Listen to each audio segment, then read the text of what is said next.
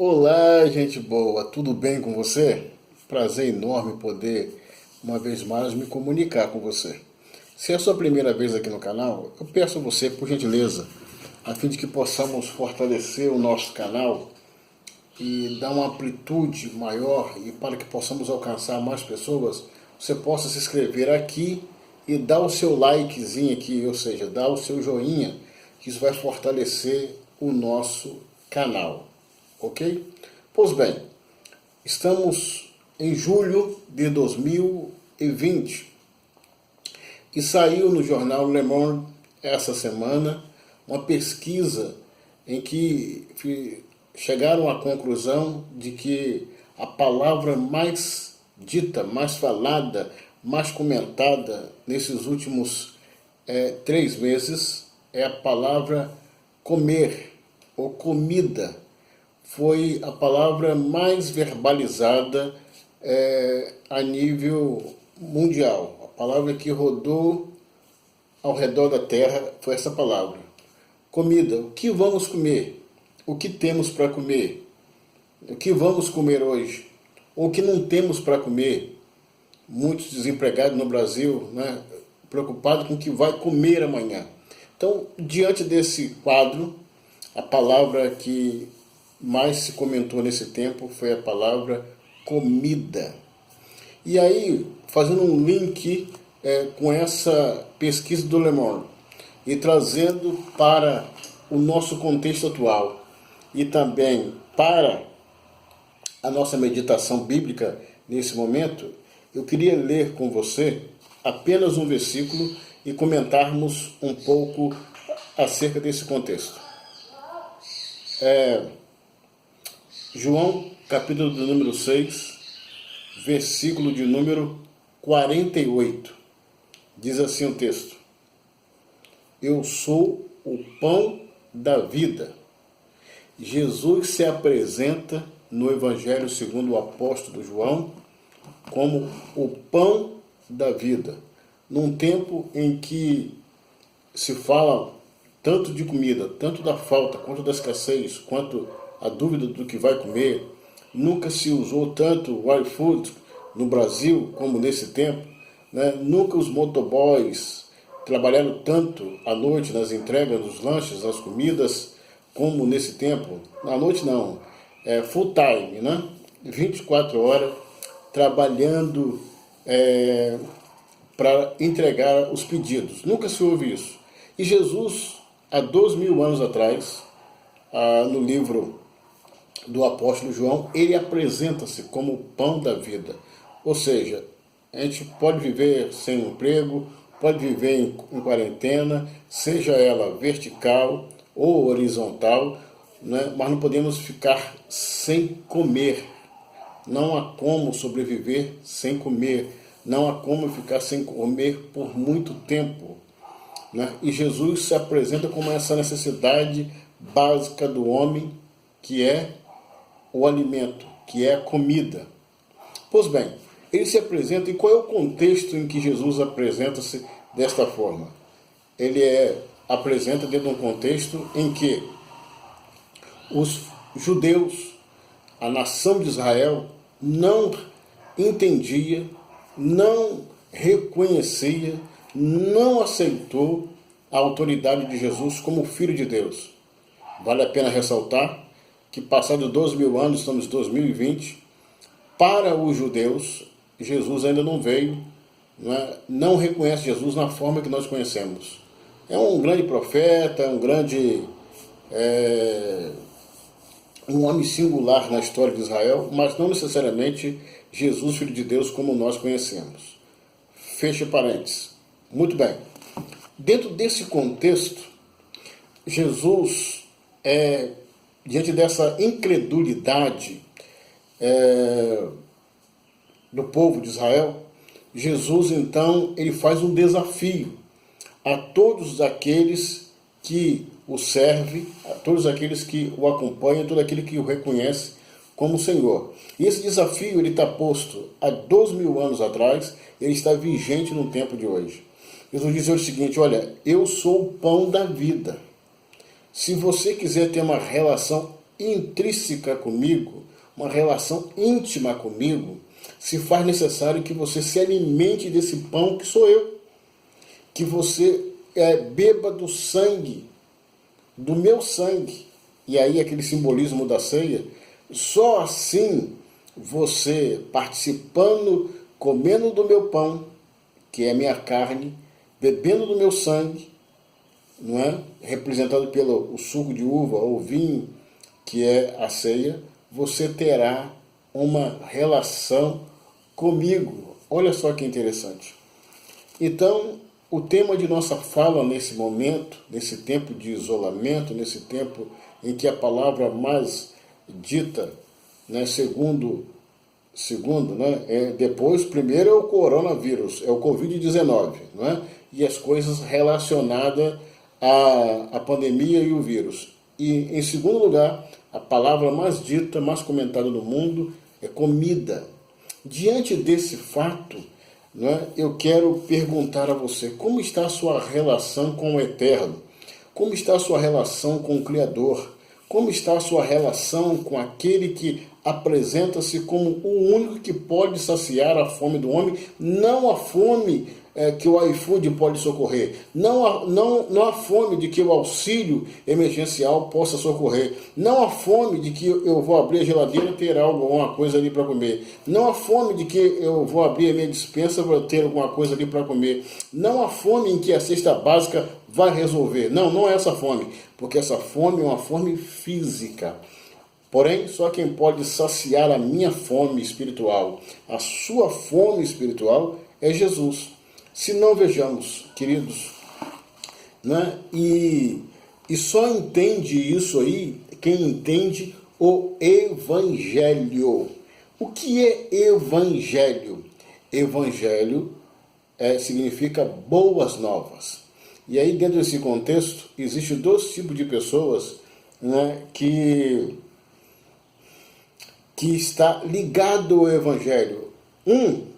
Aqueles que acompanham de longe, chamados amigos do Evangelho, gostam da homilia, gosta do sermão, gosta da liturgia, mas não tem nenhuma relação com Deus, acompanham de longe. E tem um outro grupo, que eu espero que você faça parte desse, né? Esse grupo está listado em Romanos 1,16, aqueles que não se envergonham do Evangelho. Você é um desse ou não? Você é daquele que acompanha de longe ou acompanha de perto?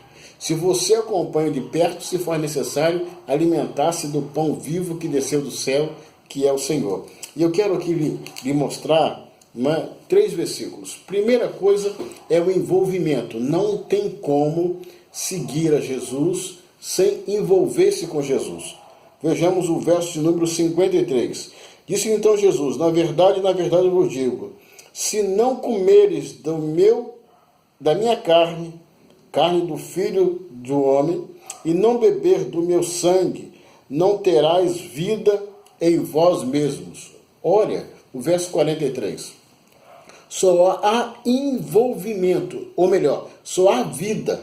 Vida não no contexto de respirar, vida física, só há vida com Deus, vida eterna, vida pós-morte, vida em que cremos que iremos nos encontrar com o Criador, segundo ele. Verso 53, só há esta vida quem de fato participar da mesa do Senhor, quem de fato tiver essa intimidade com ele. Então a primeira coisa que eu quero que você liste na sua mente, dentro desse nosso contexto, só há envolvimento com o Senhor, aqueles que de fato experimentam da carne e do sangue de Jesus. Só tem essa intimidade, só tem esse envolvimento quem participa desse entendimento. Ou seja, que reconhece o sacrifício do Senhor Jesus na cruz do Calvário. Muito bem, a segunda coisa que eu quero que você entenda, primeiro precisamos nos envolver. Segundo, ter uma comunhão com Ele, ter uma relação com Ele. Né? Só está ligado a Ele quem se relaciona com Ele, quem tem intimidade com Ele. Se não, vejamos o verso de número 56. Olha o que diz o verso de número 56. Estamos analisando o capítulo 6 de João. O verso 56 diz o seguinte, olha: quem comer da minha carne e beber do meu sangue permanece em mim e eu nele. Olha só, aquela questão intrínseca que eu falei, aquela mistura fina, não é? Aquele entrelace, aquela unidade, aquela união, aquela comunhão. Ele diz, olha, né? Quem comer da minha carne e beber do meu sangue permanece em mim e eu nele. Então, nos tornamos um no Senhor. Só é possível tornar-se um com o Senhor participando do seu sacrifício, da sua entrega, reconhecendo isso e aceitando-o como Senhor e Salvador nosso. Então, primeiro é o compromisso com Ele, segundo, comunhão com Ele, e terceiro, e o último que eu quero lhe mostrar, que ele fala sobre essa vida futura, essa vida pós-morte física, essa vida que ele nos promete. Está lá em João capítulo 14, os versículos de 1 a 6. Não é? Que ele diz que ele vai para a casa do Pai preparar uma morada extraordinária, uma casa, uma mansão celestial, uma mansão que tem muitos quartos. Ele disse, olha, se não for assim, eu não vos teria dito, vou para o Pai, vou preparar uma casa lá, toda especial para vocês, para que onde eu esteja, estejais vós também. Então, essa casa é descrita no capítulo de João, esta casa, ela é visível, essa casa, ela é de fato prometida, e morarão nessa casa todos aqueles que reconhecerem Jesus Cristo como Senhor e Salvador. Para tanto, precisamos ter compromisso com Ele, temos comunhão com Ele, e vejamos o próximo agora, que é o capítulo de número 54, uma vez mais. Diz assim, quem comer da minha carne e beber do meu sangue tem a vida eterna. Ou seja, Jesus disse, olha, a sua vida começa aqui, mas não termina aqui. O nosso envolvimento começa aqui, mas não termina aqui. A nossa comunhão começa aqui, mas não termina aqui. Verso 54, uma vez mais. Quem come da minha carne e bebe do meu sangue tem a vida eterna, e eu irei ressuscitá-lo no último dia. Olha que coisa linda. Ele nos faz uma promessa, que todos aqueles que permanecerem nele herdarão a vida eterna no último dia. Que último dia é esse?